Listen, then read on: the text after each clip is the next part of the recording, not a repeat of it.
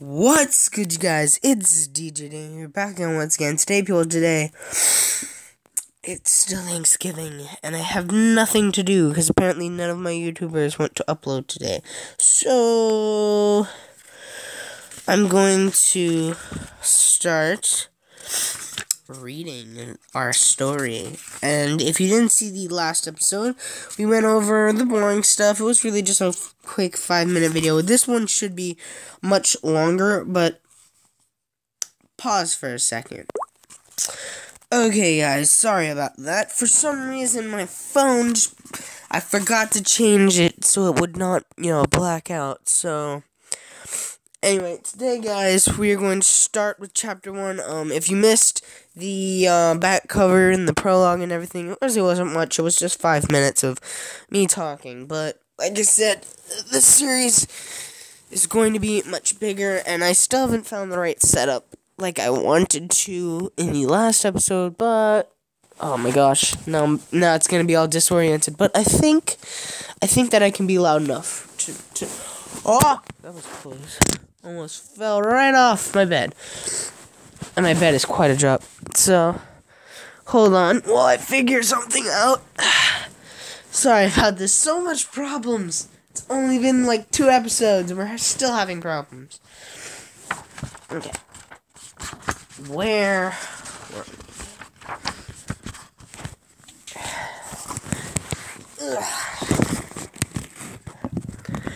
Chapter 1. The Green Violin.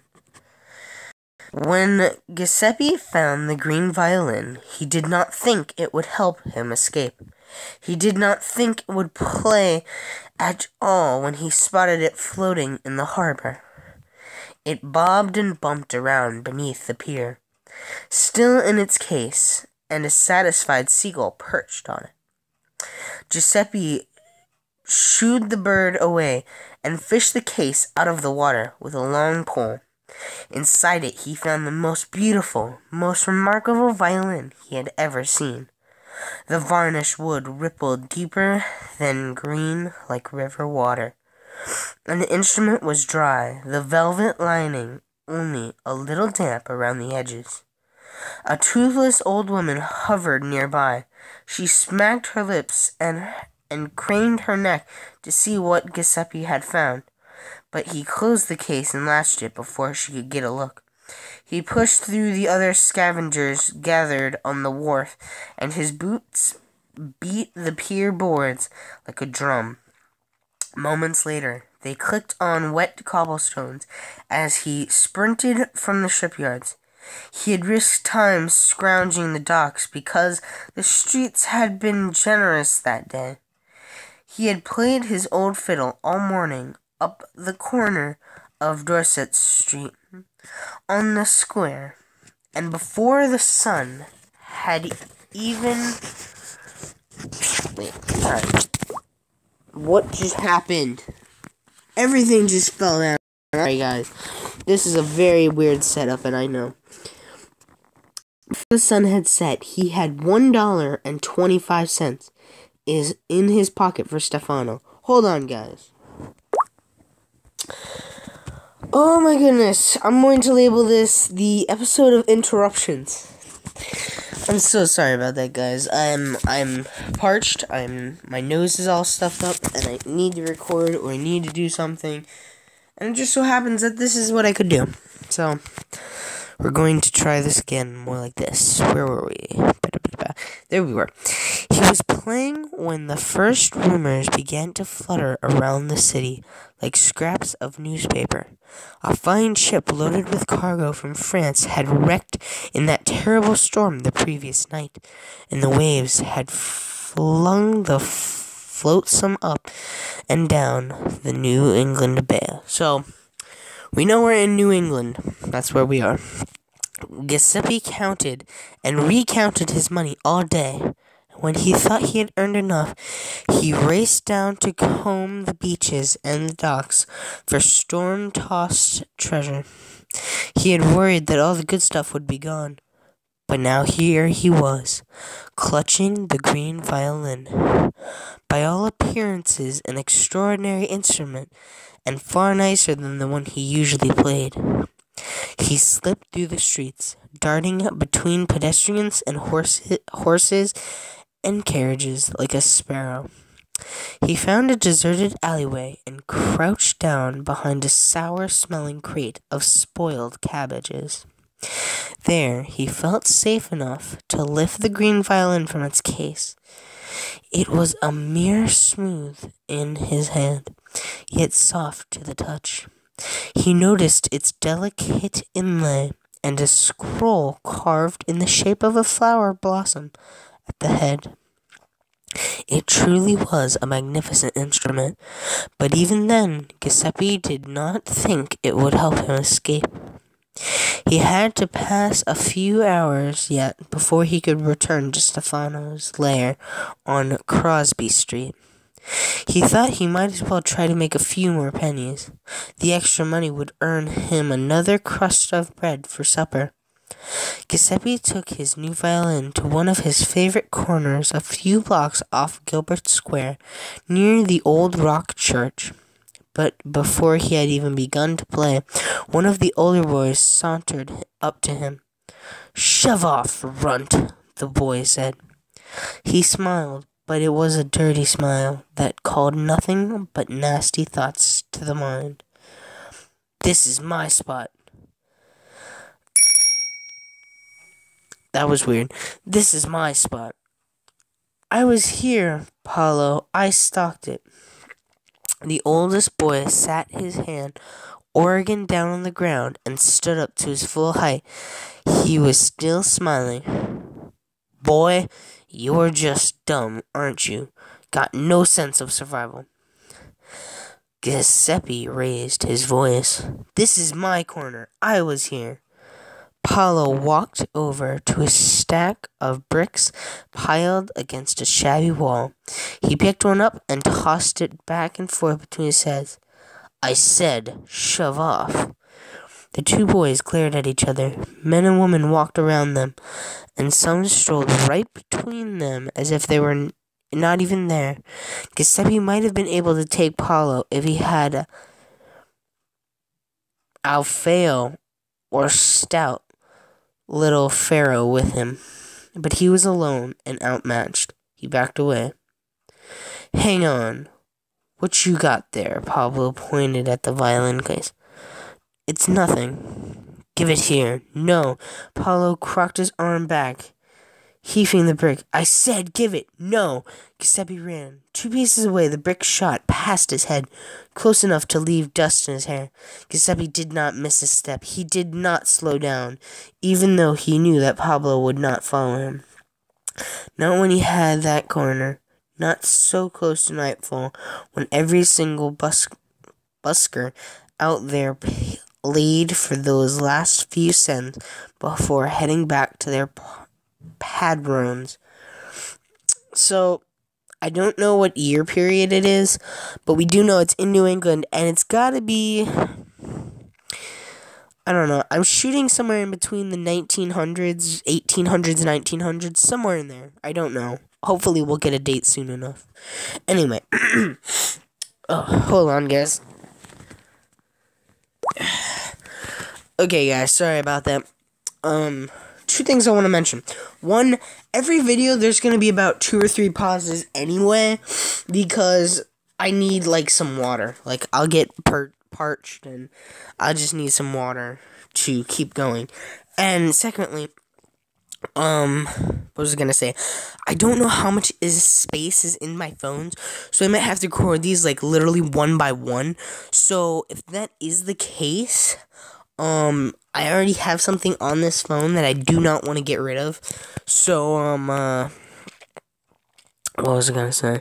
So, if it does cut out, when it does cut out, I will stop recording right where we are. So, hopefully we can make it to the 2nd chapter. That's all I really want. And, yeah, so let's continue going on.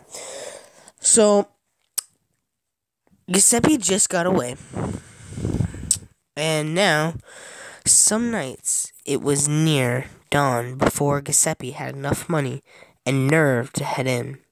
He jogged around and checked a few more corners. all taken. He saw some boys that were littler than him, and he could have driven them off if he wanted to. But he had done that before, and he was always ashamed and mad at himself afterward. Gaslights sputtered and hissed up and down the streets as he ran. He finally settled on a rotten corner at Basket Street and the Old Fort Road, down near the Tenants, where traffic was slow and poor. But Stefano never came down there to spy on them, so at least it was a chance to try out his new instrument. He tossed his hat on the ground to catch the coins and raised the violin to his chin. He drew the bow over the strings, and he stopped. The clear sound that spilled out the green violin resonated off the walls.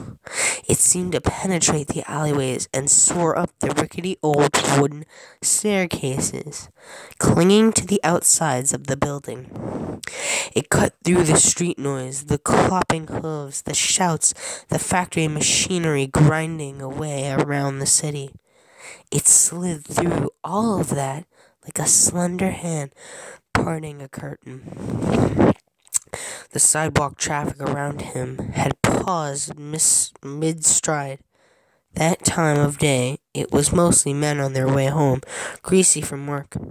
Giuseppe looked in their city eyes, and they looked at him.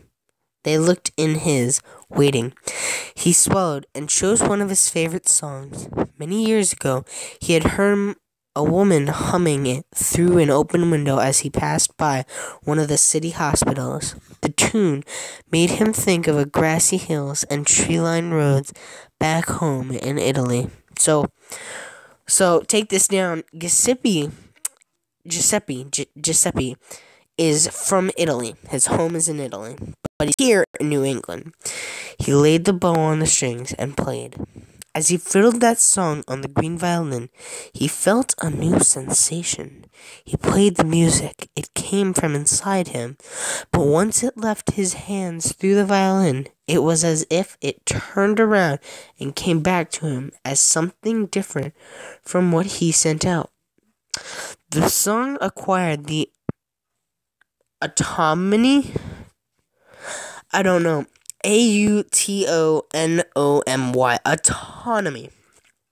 of a living thing. Giuseppe watched the invisible tune light on each passer-by like a cherry blossom carried on a breeze. The tired bodies stooped and trod upon Rosa, their eyes rimmed with dirt and yellow from smoke, filled with tears. Their copper and silver coins flashed in Giuseppe's hat. When he'd finished, the passer-by applauded. Applause for him. Applause because of his new violin. As the audience broke up and moved on, he counted the money. 33 cents over $2, and not in small coins. Most of it was in dimes and quarter dollars. Giuseppe had never made that much in a day. None of Stefano's boys had. And that was when Giuseppe first started to believe that the violin could help him to escape. Something he had always thought impossible. He looked at the coins, all worn smooth by countless hands, warm from people's pockets, and the idea came to him of how he might escape. He felt tears coming, and he pushed his sleeve over his fist to scrub them out. Giuseppe wondered how much it would cost to buy a boat ticket from America back to Italy. So we are in New England, which is, I believe it's a state or like a small part of America, and he wants to go back to Italy. Oh, I'm sorry, guys. Sorry about that. You probably were like, Djdaniel, please move the thing. It's annoying. And I'm like, I'm just reading. Okay. How much would it cost to see his brother and sister again? Whatever the price, it seemed to be reachable now, when it never had before. He had just made $2.33 on a single ditty. He would play 1,000 just like it if it meant he could go home.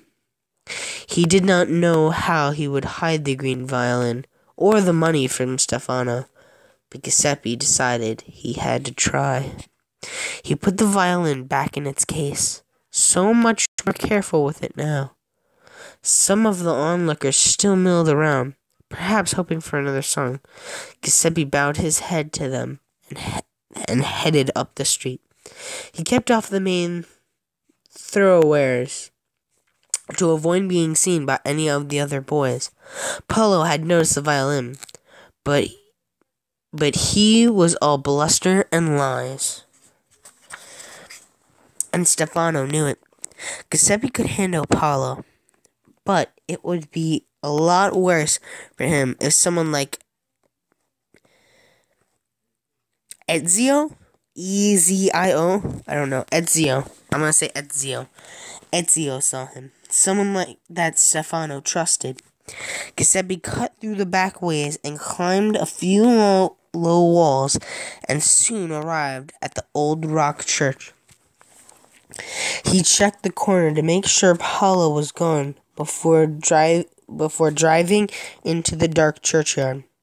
He loved how quiet this place had become since they finished the new cathedral on the square. No one came here anymore. Tonight the church lights were on. The Reverend Gray would be inside, but Giuseppe did not want him to know what he was about to do. Over the last few years, the older man had befriended him, even though Giuseppe had never even been inside the chapel. Giuseppe never felt afraid here. There were monuments and carved crosses and urns and obelisks. Some of the tombstones were etched with the profiled likeness of the great man buried underneath them. Men who, at one time, long past, been important to the city. Giuseppe sometimes talked to them like they were his friends. But in one corner, next to a rose bush, a watchful angel spread its wings over the little tomb of a child. The angel had been carved in the likeness of the young girl, with long hair and a beautiful face, both soft and sad. Giuseppe walked up to it and whispered, "Hello, Marietta." Marietta. Marietta. Okay, let me get more. Giuseppe did not remember much of his home back in Italy. It was all bits and pieces. He remembered his mother and father, and how one day they were there, and the next day they were gone. He remembered the funeral in the church full of black veils. He remembered his uncle's smelly cottage, and the man that came jangling a bag of money. He remembered his brother screaming, and his uncle smacking him around, and the man yanking on Giuseppe's arm to pull him away. Giuseppe had gone with him, and the last thing he remembered before the boat and the ocean with his sister, Marietta, crying in the middle of the road. This statue, the sad angel, reminded him so much of her. "I'm coming home soon," he said. Near the angel was another crypt. It belonged to the body and memory of a man named Phineas Stroop, and it had a cracked flagstone on its backside. One day, Giuseppe had pulled on that fragment out of curiosity. When it came free, exposing the black insides of the tomb, he gasped and covered his mouth and put the piece right back where it belonged. No one would ever think to look in there for a violin. Giuseppe counted out enough coin to satisfy Stefano for the night, $1.10. He grabbed the cold rock with his fingers, begged the pardon of the ghost, Mr. Stroop, and held his breath. He pulled the chunk out, and the opening was the deepest, darkest thing he had ever seen. He pinched his eyes shut and set the money and violin inside. "Now, Mr. Shroop," Giuseppe replaced the flagstone, "I've trusted you with something very important. It's going to help me earn enough money to go home and find my brother and sister. So it's important that no one steals it. You understand?" The stone always understood. "Good," said Giuseppe. "Don't tell Reverend Grey either." He left the churchyard and strolled down the street, as nonchalant as he could manage. His secret thrilled him, but it scared him too. He did not want to think about what Stefano would do if he ever found out. It would mean the rat cellar for sure. But for how long? 3 days? 4? Giuseppe shuddered. The longest he had ever spent down there was 1 night. Several blocks later, he rounded on Crosby Street and sank to the side of the road. The lamps here drizzled a greenish glow, almost a haze, as if this forsaken part of the city was sickly and frail. At this time of night, bigger boys could be lurking in the shadows. They had jumped Giuseppe before and stolen his money. Sometimes a few of the younger boys waited to band together before going in, but no one had stuck around tonight. Giuseppe reached down a storm drain and pulled out a length of heavy pipe he kept hidden there. Padrones were not the only criminals taking refuge here. Crosby Street crawled like a warren with pickpocketers, streetwallers, and murderers. They skulked, S-K-U-L-K-E-D, skulked in doorways, or gathered in loud drunken mobs outside of alehouses and gambling halls. Garbage and debris massed and reeked in the street.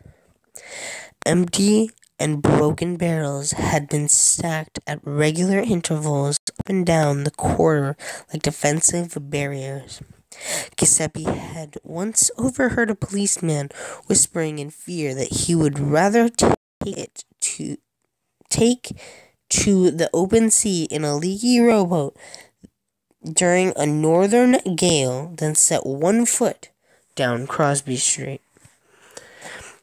But the vicious man and brazen woman here did not really frighten Giuseppe.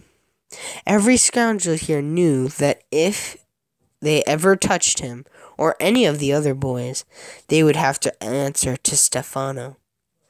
Giuseppe darted from one pile of garbage to the next, looking over his shoulder with every other breath.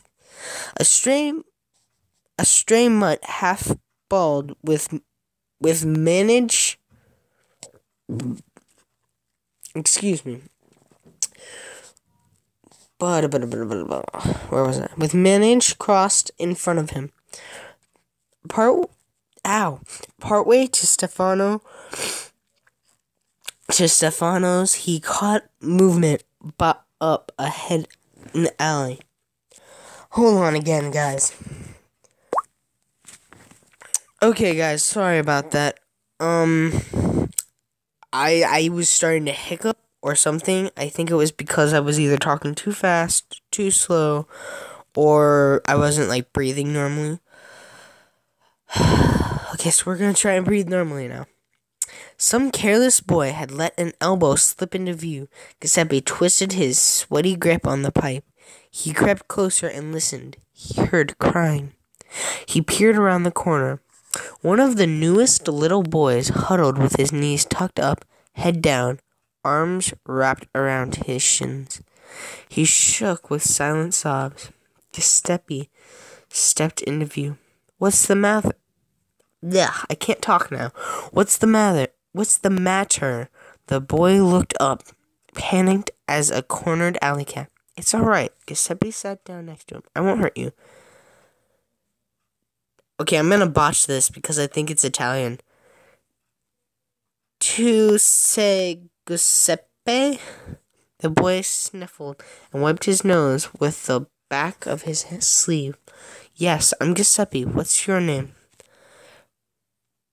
Pietro. Pietro, he said, and started wailing. Che cosa fario?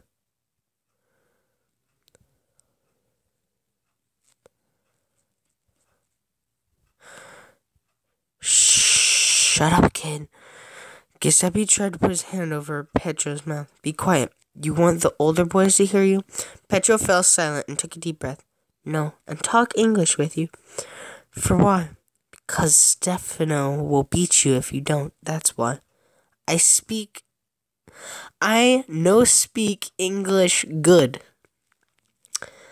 For all you literature people out there, I apologize for the book. I'm literally just reading everything, all the bad English, I'm reading directly out of the book.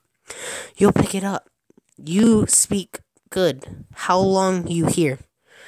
Giuseppe counted back. Something he usually tried not to do.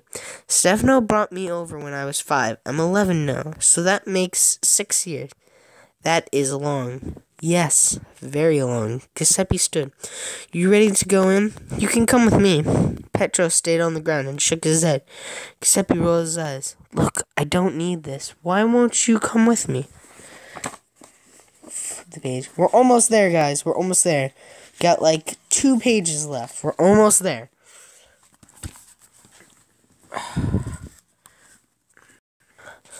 I no have money.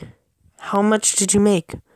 Petro shied, S-H-I-E-D, shied away from him.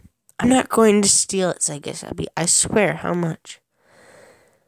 17 cents. Giuseppe's stomach tightened. That's all? Petro nodded, head down. Giuseppe tapped the pipe against his leg. This was bad. The kid would get a beating for sure, a severe one. Stefano liked to break them early and hard. Giuseppe swore and dug into his pockets. Here, he pulled out some of his own money. Take this. It's 70 cents. Petro sagged with relief and looked like he was about to cry again. Giuseppe scratched his head. You still don't have much. You might not get supper, but trust me, it's better than the rat cellar. Petro closed his small fist around the money. Thank you. Come on. Giuseppe put his arm around the boy and ushered him out of the alleys. They trotted the last few yards to Stefano's building. Each story of the wooden structure leaned over farther than the one below it, and its windows stared lightless and hollow in the streets below. The exterior of splitting timber slats and flaking shingles appeared. This thing has a lot of weird language. Benign? B-E-N-I-G-N? Enough. A couple of older boys approached the front door, and Giuseppe hung back. He and Petro waited and watched. No one accosted the newcomers. They made it inside. Let's go, said Giuseppe. He still had 40 cents. He had brought Stefano less than before. He could take the punishment, or at least he hoped he could. Petro lifted the latch and opened the door. He slipped through and was gone. Giuseppe was about to follow when someone grabbed him from behind. His feet came... Wait. Where was I? Now I got lost. Gosh darn it. Giuseppe was about to follow when someone grabbed him from behind. His feet came off the ground, and his assailant dragged him into the street. The pipe flew from his hands. You make a lot today, Giuseppe? The attacker threw him into an oily puddle. Of course you did. Giuseppe rolled over and looked up. Ezio towered over him, thin and cruel as an icy night spent in the gutter. He held a nail-spiked club he had made from the heavy leg of the table. "Give me your money," he said. Okay, so I have to do a voice for Ezio because I think he's going to come back. See, I thought it was just an older boy, but it's Ezio. So Not tonight, Ezio. I only have 40 cents. "You're lying." "I'm not." Ezio appeared confused. "You always bring more than that." Then he flickered his eyes toward the front door after Petra. "Oh, I see." Giuseppe shook his head. "No. You know the rules. You can't give another boy your money." "I didn't." "Well, if you did, you deserve a whipping just for being stupid. But I think you're in for a painful night anyway. Now hand over whatever you got left." Giuseppe scanned the street. He had a clear escape, but running would do no good. Ezio would just wait for him. Stefano let the older boys stay out all night. Giuseppe glowered, Glowed, if anyone can know, glowered, and pulled out one of my phones. Go off, why not? We're almost there. So many interruptions in today's episode. I'm thoroughly apologetic.